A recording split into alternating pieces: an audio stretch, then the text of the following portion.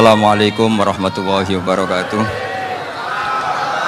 Bismillahirrahmanirrahim. Allahumma sholli wa sallim ala sayyidina Muhammadin wa ala alihi washabihi asma'in nama ba'du. Sedanten ingkang kula hormati wabil khusus teman bapak kula Kiai Haji Agus Ali Masyuri.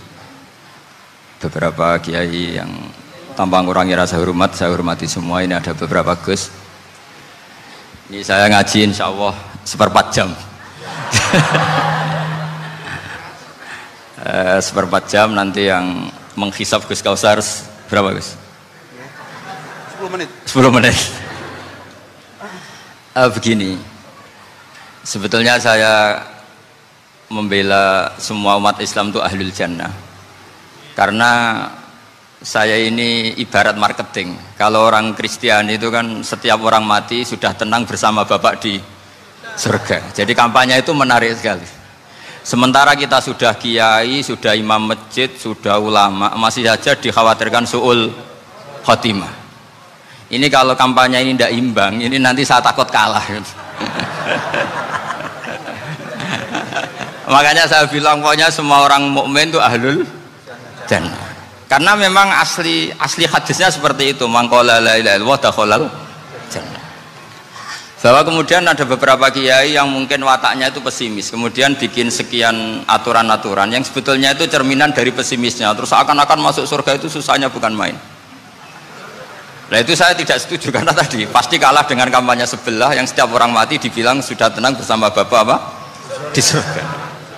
Jadi ini penting. Terus kedua saya bilang agama ini sudah begitu baik, masa kunci surga sudah dibocorkan, miftahul jannah la ilaha illallah. Masa sudah pegang kuncinya nggak jadi masuk surga, itu kan aneh. Ya sudah masuk saja, tapi tidak usah minta bantuan saya, masuk aja, kan sudah pegang kuncinya. Terus ketiga, kenangan terburuk saya ketika jadi kiai itu gini, saya ada beberapa guru SD datang ke saya, ini agak-agak masalah besar. Gus, boleh nggak buka ujian nasional yang masih disegel? Semua guru bilang nggak boleh, itu kriminal kan. Ada satu guru yang bikin analogi agak kacau. Boleh saja, wong ujian di kuburan saja dibocorkan para kiai nggak apa-apa.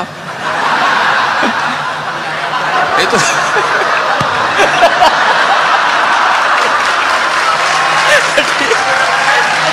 tapi ini kriminal ya. Perhatian kepada kiai, nggak boleh memukul pemateri.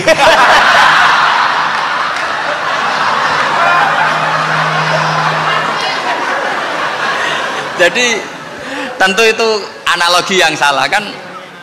Marrobuka kan, Tuhan kamu siapa, nabi kamu.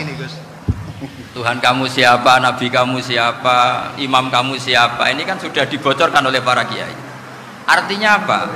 Nak raiso jawab kebablasan gitu. Terus guru ini berpikir kalau ujian akhirat sekrusial itu saja bisa dibocorkan, kenapa ujian nasional tidak boleh? Tentu ini kias yang salah, saya tidak ngajari seperti itu. Tapi saya ngajari ke kalian betapa mudahnya masuk surga. Kunci jawaban sudah dikasih, kunci pintu masuk sudah dikasih. Kok sampai tidak masuk, ini kebablasan. Paling salah gurunya. Jadi ini kenapa saya sering cerita orang mukmin semuanya itu min ahlil jannah. Itu saya jamin.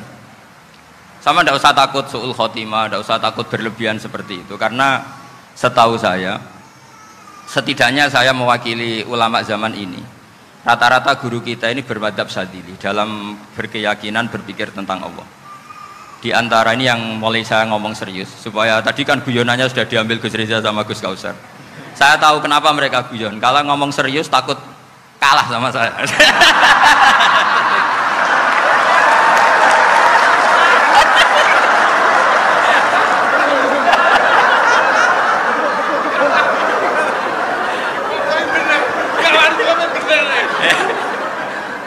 Karena saya ini sudah terkenal pemikir serius, jadi artinya itu satu kepintaran mengalihkan, ya, oh ya, sudah itu satu kecerdasan.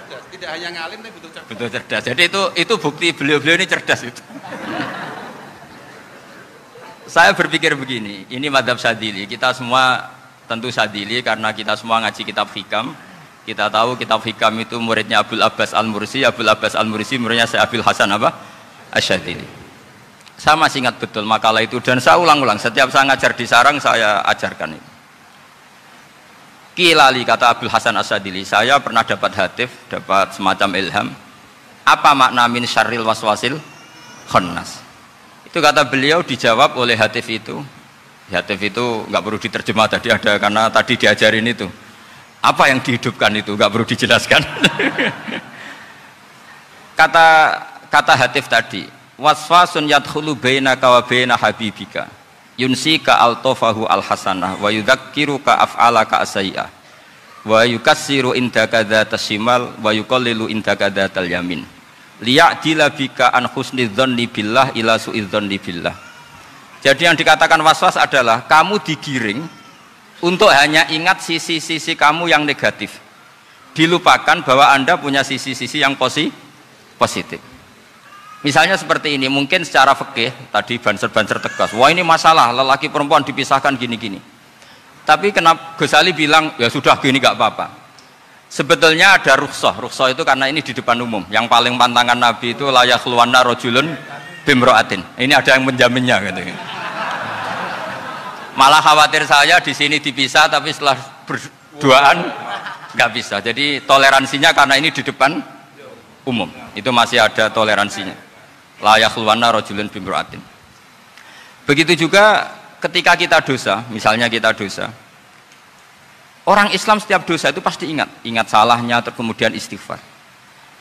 Dan ketika satu kebaikan dibandingkan keburukan, itu kata semua ulama, karena sayyi'ah itu bernilai 1, kebaikan bernilai apa? 10. Itu masih surplus berapa? 9. Jadi itu cara berpikir Abdul Hasan Asadili. Kenapa kamu harus berpikir positif tentang Tuhan? Sekali berpikir tentang negatif, itu bahaya betul. Misalnya begini, kamu berpikir tak rewangi jadi kiai, sujud, rukuk, ternyata aku tetap lebu neraka, gunane apa? Itu menurut saya kan nggak punya akal. Sujud itu satu kelaziman menghamba kepada Allah. Normalnya seorang hamba itu ya sujud. Kemudian gara-gara kamu ingin masuk surga, terus logika kamu dibalik, gunanya apa saya sujud? Ternyata saya masuk neraka. Itu pertanyaan yang benar-benar bodoh dan itu menjadikan Allah benci. Logikanya dibalik begini. Ini saya ngomong serius karena ini bentuk kemenangan saya, ini bentuk kemenangan saya. Saya berkali-kali ngomong di kota pelajar di Jogja karena banyak pengujinya juga. Bukan sekedar pendamping tapi penguji. Banyak yang profesor, bukan sekedar dokter, banyak yang profesor. Jadi biar ini dok.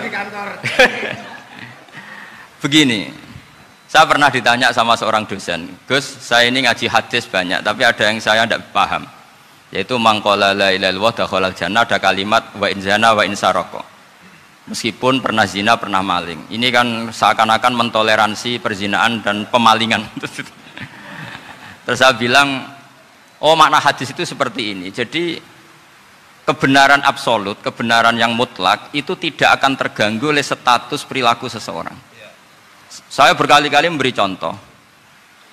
Orang yang ditangkap KPK akan bilang 1 tambah 1 2. KPK-nya juga bilang 2. Rivalitas dalam politik, Pak Prabowo ya bilang 2, Pak Jokowi juga bilang 2. Orang yang zaniyah, yang lonte pun akan bilang 2. Muftinya juga bilang 2. Ketua MUI-nya juga bilang 2. Artinya gini, kebenaran yang absolut adalah kebenaran yang siapapun akan meyakini seperti itu. Seperti 1 ditambah 1, 2. Kamu punya musuh bilang 2. Kalau ibu-ibu ini punya maru, ya marunya bilang 2 tadi tambah mama. Nggak tahu saya terjemahnya apa tadi.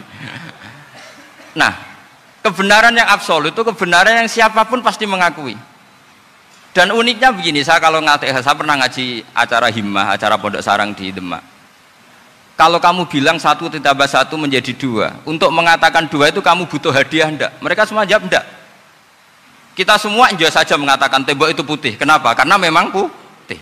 Kita mengatakan 1 tambah 1 2 karena memang kita tanpa presentasi dapat hadiah, dapat penghormatan. Kenapa untuk mengatakan Allah itu Tuhan kita butuh surga? Memangnya kalau tidak ada surga Allah tidak jadi Tuhan? Ini problem orang soleh-soleh yang terlalu pesimis. Makanya nanti orang-orang soleh itu masuk surganya berat.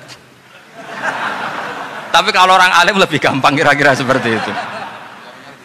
Iya, karena kan imannya lebih bagus. Dalam hadis qudsi Allah ini yang dibuli orang-orang soleh. Laulam akhluk jannatan wala naron alam akun ahlan an uto'ah, dalam hadis qudsi itu.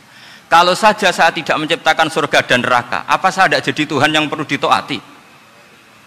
Apa kalau kamu tidak saya kasih uang 1 juta terus bilang 1 tambah 1 11? Enggak kan? Tetap bilang berapa? 2. Kalau kebenaran absolut yang 1 tambah 1 kamu bilang 2 meskipun tanpa mendapat hadiah. Kenapa untuk bilang Allah Tuhan kamu butuh hadiah surga? Itu kan serah ikhlas belas. Makanya saya terus mengajarkan ikhlas. Ikhlas itu bisa dilatih dengan akal, dengan pikiran, bil ilmi lah. Harus dilatih. Nah di sini ini momen atau makna yang mestinya harus difahami wa inzana bahwa kalimat ini sah meskipun dilafatkan seorang yang pernah zina. Sama seperti 1 tambah 1 2 sah, diucapkan siapa saja sah. Dan siapapun akan mengucapkan itu secara ikhlas. Ini penting saya utarakan. Sehingga setelah ada firqah-firqah takfiri yang mengatakan orang megang keris itu syirik, ke kuburan syirik, ini syirik. Itu salah besar. Salahnya adalah tadi kalimat-kalimat atau kebenaran-kebenaran absolut ini sudah jadi sibghata wa man ahsanu minallahi sibghah. Kalimat ini begitu absolut di hatinya orang mukmin. Sehingga ketika terganggu oleh hal-hal yang adat istiadat kayak pegang keris, kayak apa, ini tidak mengganggu. Tetap kualitas iman ini di atas keyakinan adat membawa apa keris. Kalau orang membawa keris menjadi syirik karena percaya sama makhluk. Orang misalnya kejawen kalau nggak bawa keris nggak nyaman. Orang kota itu kalau nggak bawa ATM juga nggak nyaman. Itu tidak dihukumi syirik. Kamu pergi lupa bawa HP nyaman enggak? Enggak, kenapa tidak dihukumi syirik?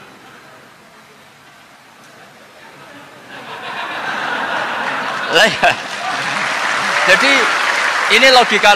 Jadi makanya ini Gus Reza boleh ngeritik saya itu berkali-kali bilang saya termasuk ulama yang mau bikin gerakan cangkem elek.